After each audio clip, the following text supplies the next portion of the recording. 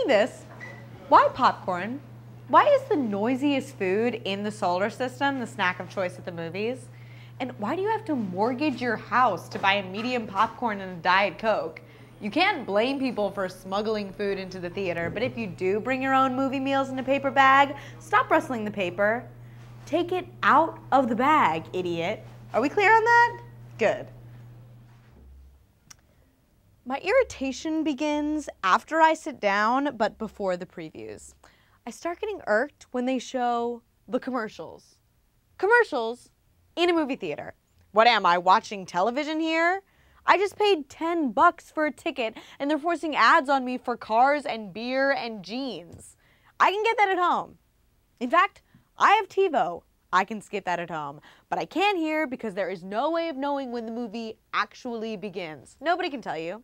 Not the newspaper, not Fandango, not even the theater. And why? Because if they did, we'd miss the frickin' commercials.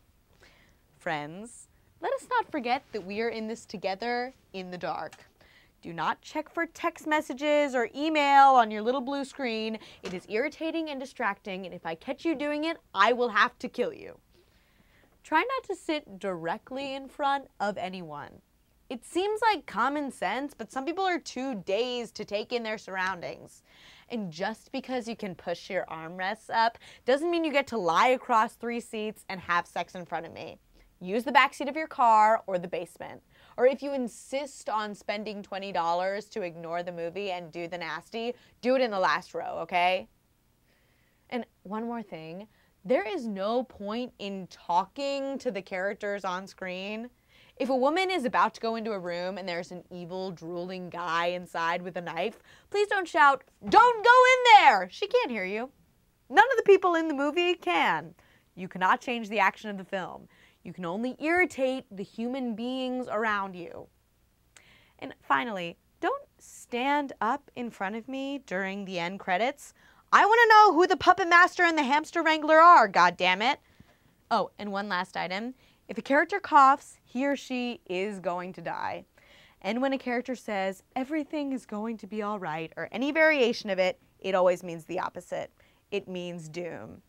And I have to add, I hate it when the title of the movie is in the dialogue of the movie itself. Like in Suddenly Last Summer, Elizabeth Taylor says, "Suddenly, last summer, I realized I was part of something evil." We must rise up against this kind of thing. So in the future, let's do this. Whenever we hear "everything is going to be all right," or any variation of it, or if we hear the title of the movie spoken by any of the characters, applaud.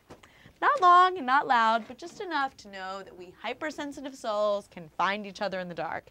That we're out here and we're not going to take it anymore. This is Roxie Wollinsky, and I just want to smack somebody. I couldn't agree with you more completely. Next time, watch that knapsack, sucker.